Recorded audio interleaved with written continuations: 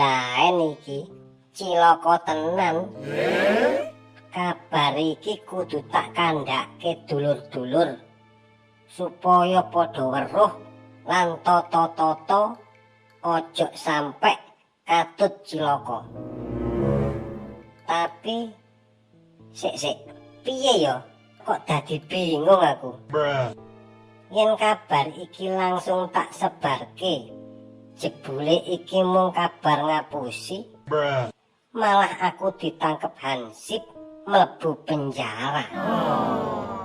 Nanging yen kabar iki tenanan, terus aku meneng wae, malah aku sing kedosan. Akeh wong nampa cilaka krana aku ora gelem ngilingake. Apa iki sing diarani mangan buah si malakama? Timbangane aku ngomel-ngomel dhewe kaya wong sampel, luwih becik tak goleki Petruk takon piye sak benere kabar iki. Truk, cilaka Truk, gelem gak gelem awak dhewe kudu siap-siap pindah omah. Wis Truk, kowe ojo kesusu gawe kandang wedhus dhisik. Percuma. Luwih becik saiki wedhusmu didol kabeh wae. Mumpung durung kena cilaka.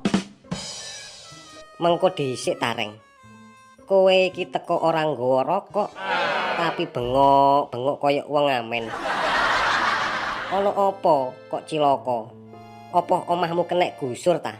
Apa kowe diusir karo maratuwamu? Mangkane yen melu maratuwa kuwi ojo kesusu gawe omah sing apik-apik.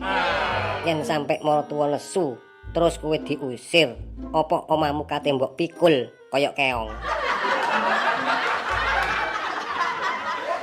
Lambemu Truk, dijak omong serius kok malah ngece. Aku merene krana kuwe dulurku. Tur omahmu ora doh saka omahku. Rencanaku bar ngandani kowe banjur tak teruske ngandani Bagong lan Rama Semar. Yen perlu wong sak kampung iki tak kandhani kabeh. Bayu kok nganti sakmono Reng.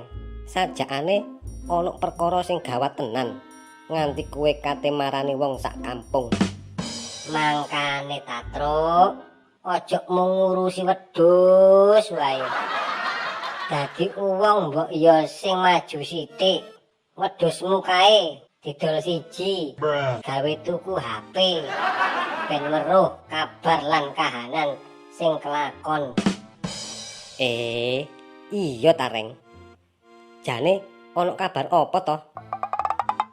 Iki lho Truk, saka HP ku iki dikabarke yen bakal ana gempa bumi lan tsunami sing dhuwure 20 meter. Lah, yen kuwi nganti kelakon, apa ora amblas kampunge dhewe iki?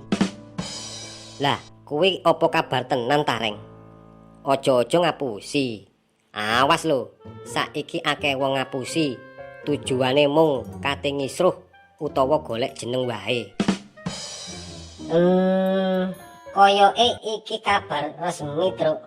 Malah nok radio lan TV ya wis ditayangke. Yen sampe kabar iki tenan, waduh, cilaka Truk.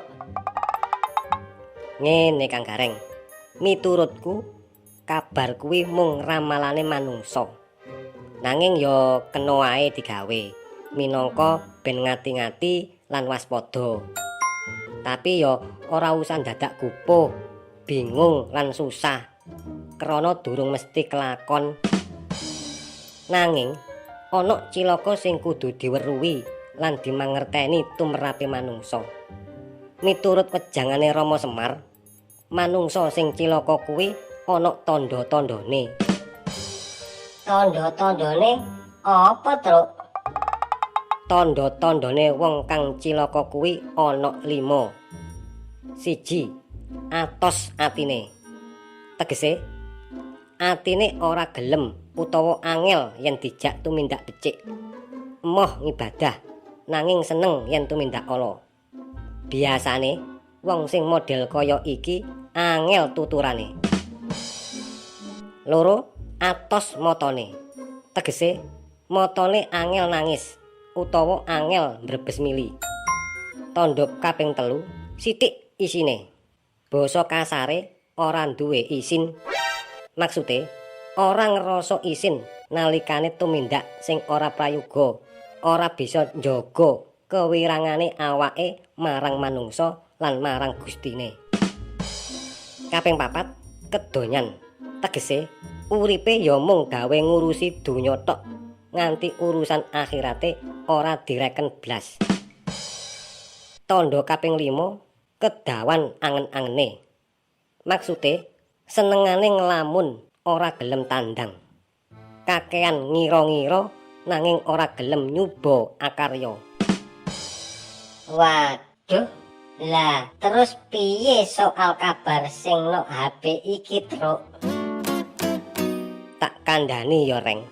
Wong nampa kabar kuwi kudune 1. dirungokno utawa diwaca kanthi jangkep lan dimangerteni, ojo sampe krungu utawa maca kabar setengah-setengah. 2. Didelok, tegese diweruhi kasunyatane, asal usule saka sapa lan dinyatakake kabar kuwi ana tenan apa ora. 3.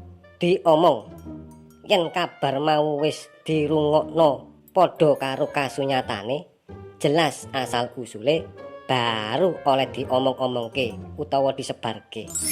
Ananging yen kabar kuwi kelebu kabar sing ala, gawe wirange wong liya utawa malah gawe rusake tatanan, mongko luwih becik ora usah diomong-omongke lan disebarke.